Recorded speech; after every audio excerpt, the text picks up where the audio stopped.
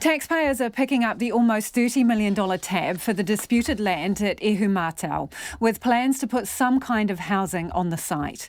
The Finance Minister, Grant Robertson, says it was becoming his generation's Bastion Point, and the government had to intervene. Fletchers says the deal is break-even for it after the company's plans to develop the site were scuppered when protesters moved in to protect the historically significant site. Here's our political editor, Jane Patterson. Give us back our whenua. That I found unsafe amongst you peacekeepers because you haven't stayed. It was mid-last year when protesters flocked to Ihumātao to support occupiers who'd been delivered an eviction notice. Today, a resolution. The government came out to announce that they've purchased the whenua from Fletchers. Has been a Grant Robertson says it was a situation the government wasn't prepared to ignore. We had a situation that was on its way to being my generation's Bastion Point, and I was not prepared, and the government was not prepared to stand to the side and allow what could have been a very divisive and destructive period of time to happen. It was with mixed emotions the face of the occupation, Pania Newton from Seoul, received the news. I'm both happy but sad at the same time that it took so long, and some of those who started this kaupapa with us have now passed on, and so yeah, it's sad to think about that, but also I'm looking forward to really celebrating this achievement with our whānau. This deal has been a result of more than a year of negotiations between the government, Fletchers and, on behalf of mana whenua, Kiingitangi. Under the deal, a steering committee or rōpū whakahaere will be established. It has 5 years to figure out what kind of housing might go on the land, how it will be managed, and further into the future, ownership.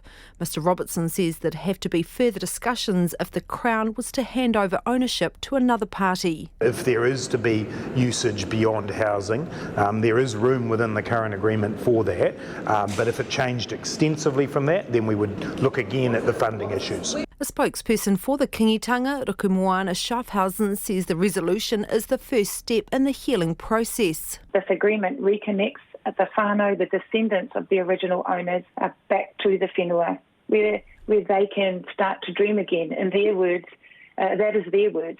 Part of the Memorandum of Understanding signed as all parties agree this does not constitute a settlement of historical treaty claims. A response to concerns any deal could effectively reopen full and final settlements. National says the ramifications of the deal set a dangerous precedent for other land occupations. The Māori Development Minister Willie Jackson insists the Ihumātao deal will not unwind any historical or future settlements under the Treaty of Waitangi. This isn't going to open a can of worms at all, because the important thing here is this was not part of the treaty settlement process, and we keep emphasising that this was not part of a treaty deal. Grant Robertson driving the point home. When Waikato Tainui did their settlement, this was in private ownership within the Wallace family. It was not considered within that. So it is important to see this for what it is. It is a unique settlement outside of the treaty settlement process. Māori Party co-leader Rawiri Waititi begs to differ, saying this opens up a whole range of opportunities. This is not an isolated case, that there are many Ihumātaos around this country that also need to be addressed, and so the Māori Party will be pushing hard in that space. ACT is scathing, with party leader David Seymour saying the Prime Minister has empowered radicals who threatened to disturb the peace and then rewarded them with the gift of someone else's property. National's finance spokesperson Michael Woodhouse agrees. Furthermore, he doesn't believe there'll be any housing development at Ihumātao despite the deal agreed to. The protesters were there because they didn't want housing on Ihumātao. And as soon as the government tries to do the same, I expect the protesters will come back. The reality is not only have we paid $30 million for this, 500 fewer houses are going to be built in the city that needs them the most.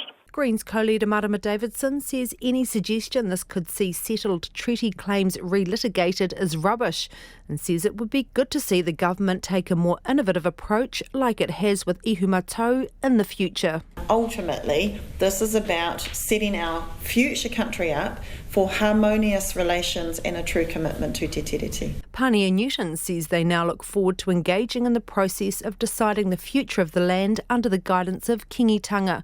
She was asked what kind of housing Sol would like to see on Ihumātao. Our whānau really haven't had an opportunity to discuss what kind of aspirations they have for the whenua.